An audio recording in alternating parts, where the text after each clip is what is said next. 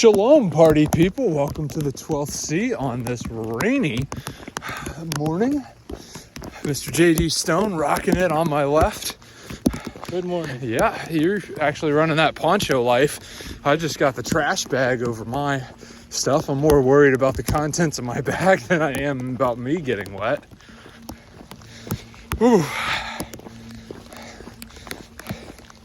I guess this is where motivation happens. Is we're actually out in the cold and the weather and the rain. And pardon the terrible video quality. Par use, I guess, for our ruck videos for sure. But I've got a plastic baggie over my phone, which, go figure, still makes my touchscreen work. But you may be able to see it coming down in that light over there. And we're just rocking it out.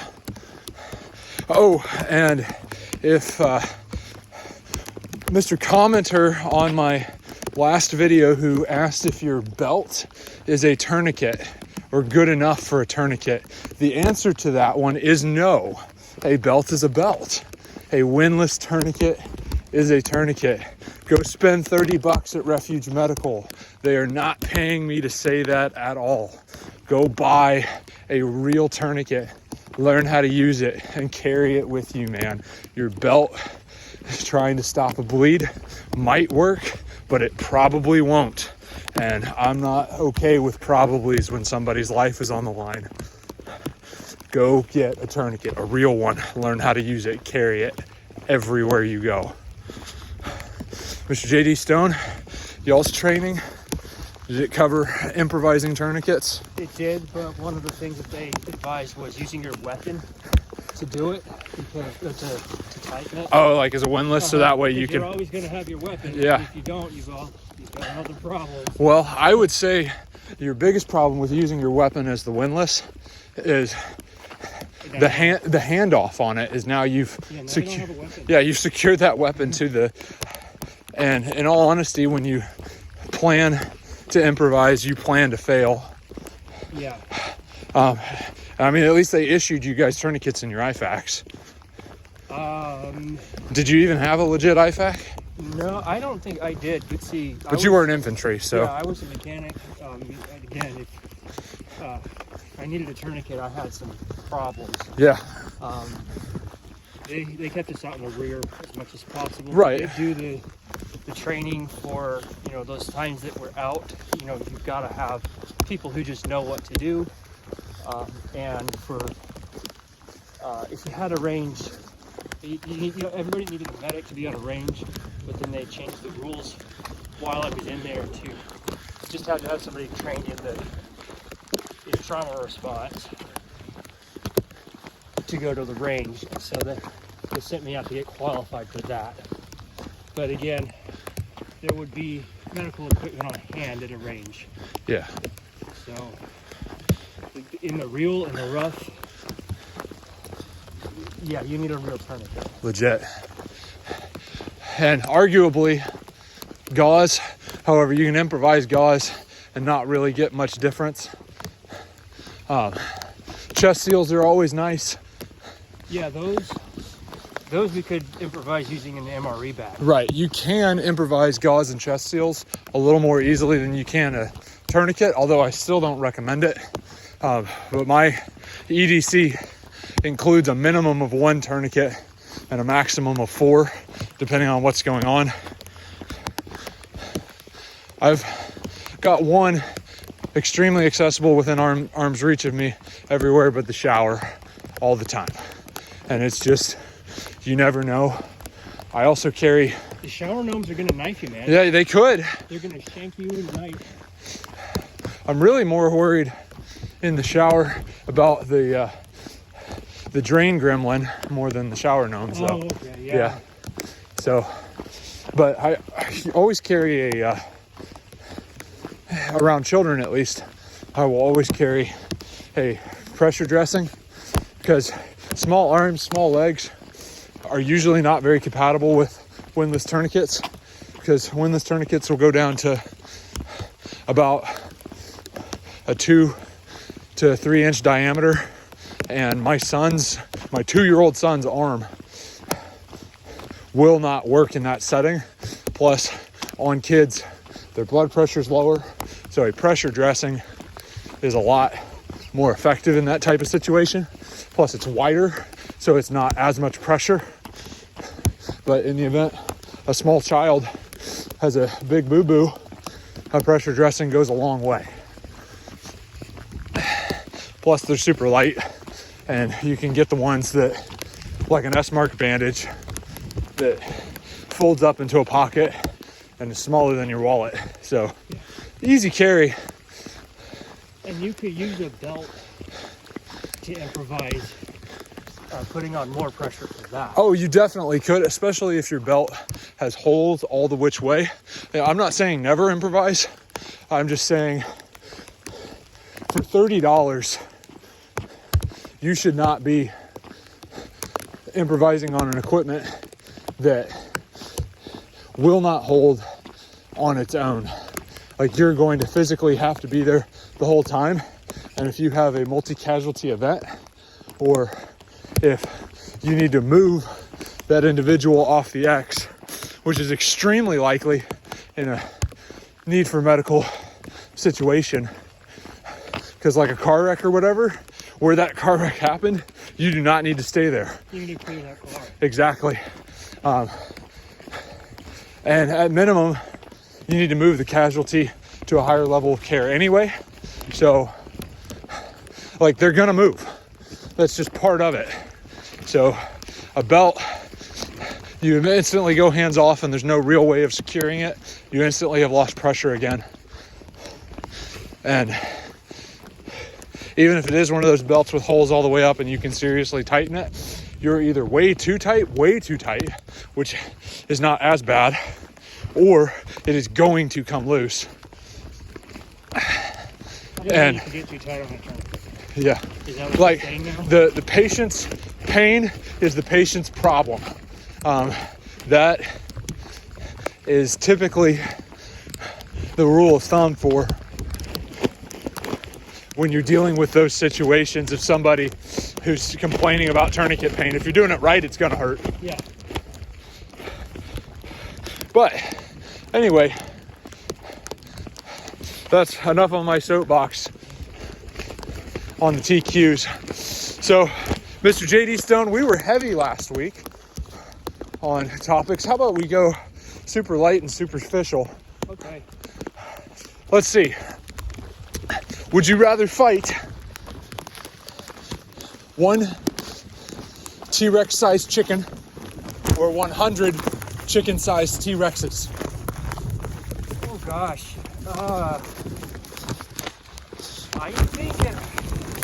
I think I would rather fight the 100 T-Rex. 100 chicken sized T-Rexes. T-Rexes, yeah. Because you confront those things, if they have any brain at all, which I realize that T-Rexes do not. But if they had any sense, you kill several of them and then they back off. Especially if you have a weapon or something. There you go. And you wouldn't have to be elaborate, you know, it could be a rake. That can help. I just picture that scene from Small Soldiers where she hops on the lawnmower and just mows them all down. Yeah. Hey, Quite literally. That is a movie that many people feel like have not seen. I like that movie, but it's been a while since I've watched it. Yeah. I remember we saw that one in the theater. Yeah? Just kind of on a whim. We were like in town and we were like, oh, there's one. And my dad hated it. I remember when it came on The Wonderful World of Disney. Huh. I never saw it in theaters, but I thought it was super cool. It was one of the very few films that I've seen in theaters. And I was into it, but I was young enough to appreciate it then. I don't know. It's probably dumb now, like watching it in retrospect, you're like, this is stupid. Yeah. But I have good nostalgia with that movie. Yeah, anyway, I happen to know that chickens are also not very smart. So you've got a T-Rex sized chicken and it had a mind to get you. You can't run away from that. Nope. You can't fight it. trust me, they can be more terrifying than you think, especially if it's a rooster. I bet. Well, as far as fighting giants, David used a rock. I'm going to use my Glock. And that is a stolen phrase, I'm pretty sure, from Viking preparedness. But ballistically speaking, out of a slingshot, David's stone and sling situation could have delivered as much foot-pounds as a 45 ACP from a 5-inch barrel. Depending on stone selection, how smooth it was, how long his sling was, how strong he was. I am so glad science has figured that out. Right. Answering the tough questions. Well, and it's the kinetic foot-pounds. It's not necessarily like the speed or the surface area, because you're dealing with a stone that is substantially heavier than 230 grains. Right. But a 230 grain bullet at 1,000 feet per second, give or take. I mean, you could be dealing with 1,400 feet per second, but I doubt it, because that would be like 45 plus P. Your foot-pounds, I want to say, are right in like the 300 foot-pound range, 350, which isn't that difficult to generate from, like, say, a 1 ounce stone. I mean, you really wouldn't want to go heavier than about 2 ounces, in all honesty, just from how slingshots work. Like, yeah, you could get it spinning, but you wouldn't get near the speed on it that you'd get from a 1 ounce. And if it's a river rock, it's real smooth. You get it in there, and there are slingsters today out of their shepherd slings that can send it into a pie plate at 80 yards, which is, I mean, really effective. Yeah. And it's assumed that the whole David and Goliath situation was a lot closer than 80 yards. So at 20 yards, you're still dealing with, in that 250 to 400 foot-pounds of pressure that's coming behind it, which is more than enough to put somebody on their butt. The way the text reads, it's assumed that the stone may not have actually killed Goliath, but definitely put him down. And that's why David ran up and chopped off Goliath's head, which... You hit the guy on the sword. Yeah, and it couldn't even pick it up. He just, like, tipped it over. And, you know, I'm one of those that if you just take the text for what it says, how can you assume that Goliath is not a minimum of 9 feet tall? Like, I understand the whole cubit length, what you're dealing with, that some people said that he could have been as short as 6'6". If you run out the weight of his armor, he's either the strongest 6'6" person you've ever run into, because the shekels of what it weighed, of just his shield, you're talking somebody picking up around 100 to 150 pounds. I am spitballing because I don't remember the exact weight, but just a shield being that heavy, and then his mail,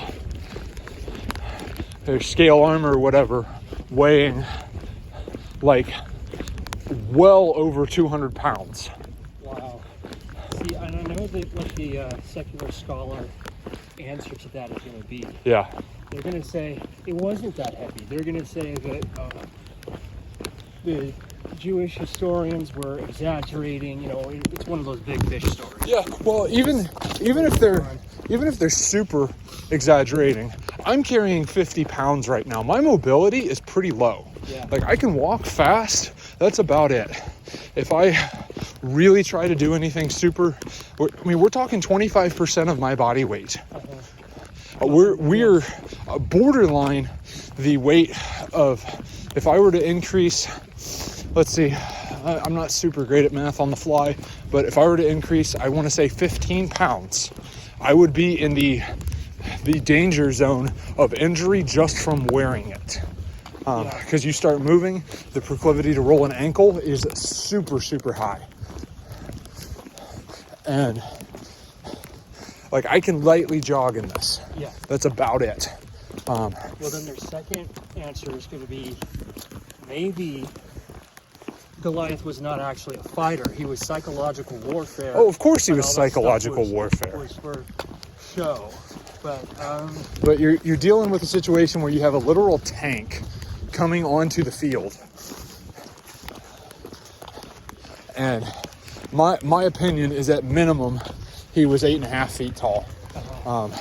I would believe 12. I think 12 is pushing it though. So if you're dealing with a legit giant who's a foot taller than Andre the Giant, you scale that up on body weight, strength ratios, all of that, that armor starts making sense even if it's exaggerated. Like, let's just say they doubled everything. That armor weight still starts making sense on a 9-foot body. 10-foot body, give or take. And the problem with assuming that the Jewish people exaggerated their stories in order to inflate their own legend. Yeah. The problem with that is that that assumption has been made many, many, many times and has been proven wrong many, many, many times. They will come out and say, oh, they didn't do this, they didn't go there, there weren't that many of them. And then they will say, and because of that, none of the Bible is true.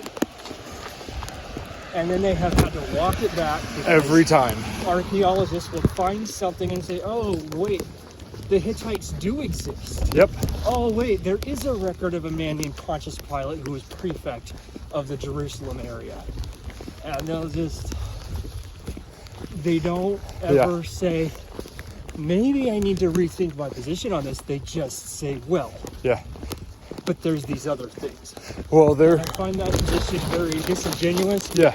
There were scholars not that long ago who were saying that David was a completely legendary figure. And looking at the evidence, your most secular scholars are like, yeah, David existed. Yep. And like they're even, yeah, his military victories were there. Now they'll chalk up David and Goliath to being legendary, but they're finding more and more.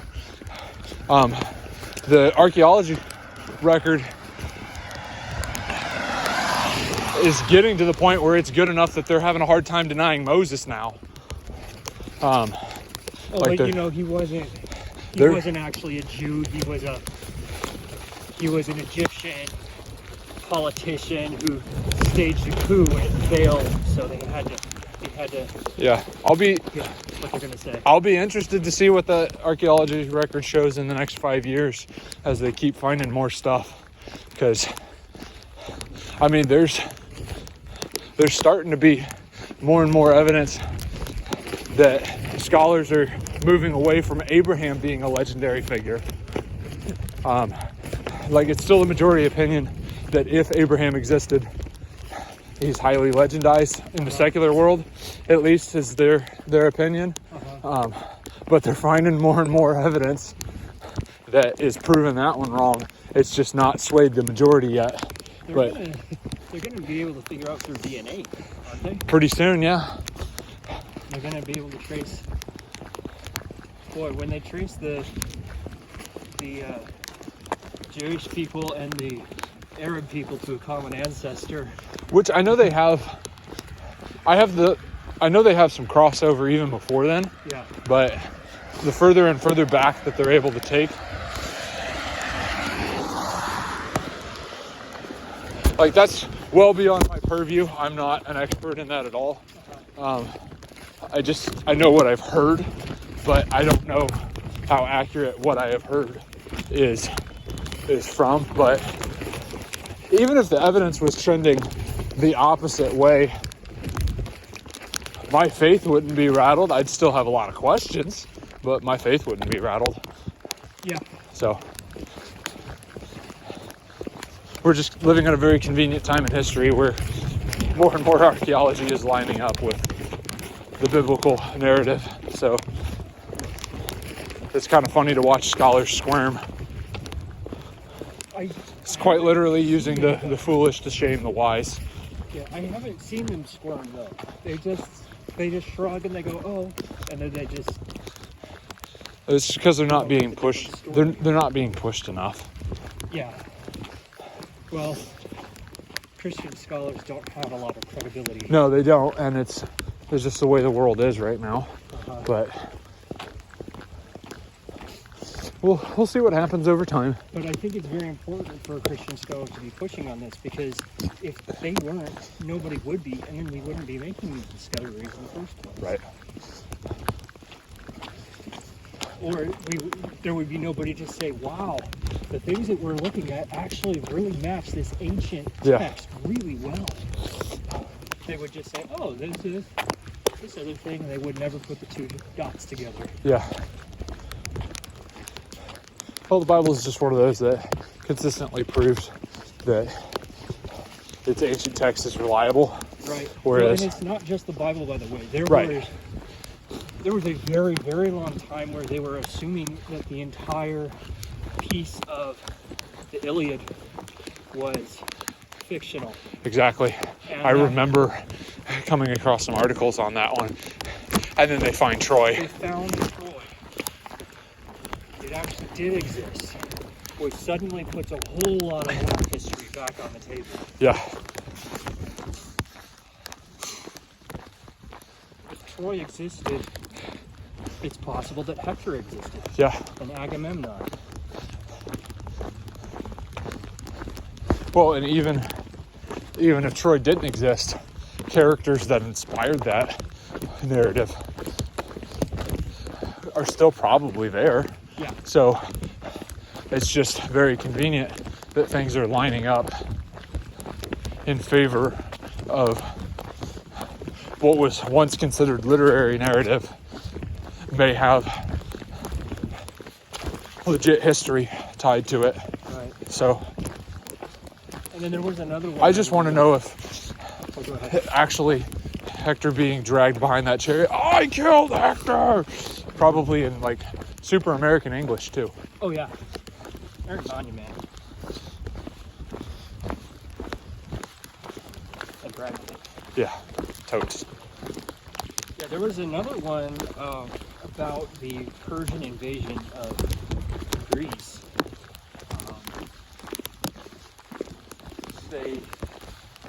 Some scholars were really disputing whether the first historian, what's his britches?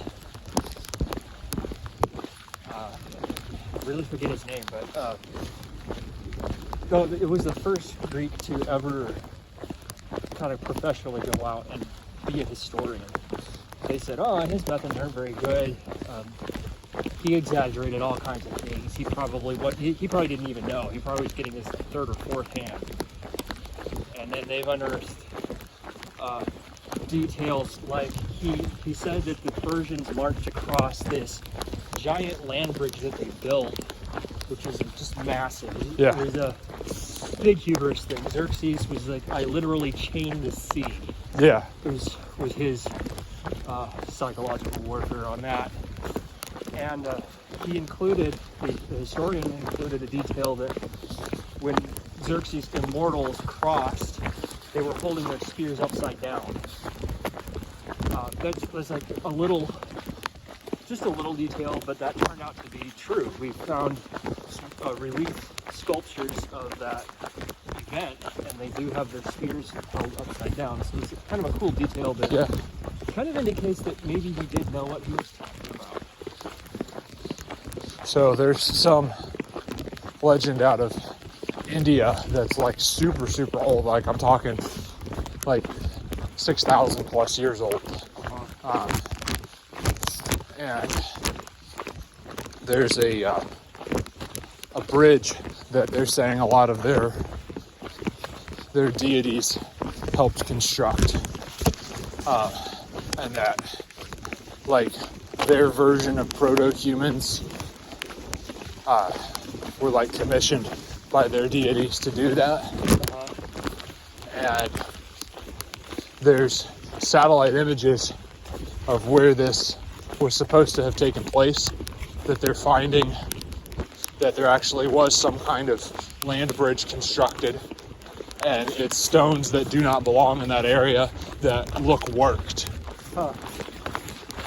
And everyone attributed it to having been a legend for the longest time, and the satellite images are able to see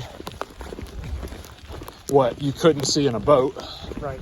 And they're like, oh, maybe we need to rethink this one.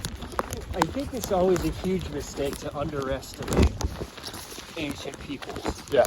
Because they had the same brain capacity as we do now. If not more. And so they were very good at using the tools that they had, the tools that they created to make things happen. And so things like Stonehenge, there was a guy who, he recreated Stonehenge on his own, by himself. With no power tools. Single I've seen person. that one. Yeah, he was using like buckets, boards, and pebbles. Yeah. And was able to move huge blocks. Simple levers and inclined planes. Yep. And he was able to make it. So, yeah, don't underestimate the ingenuity of the human people. All right, we're getting to that point. It's cold, it's wet. Suck it up. Go do hard things. Don't underestimate yourself.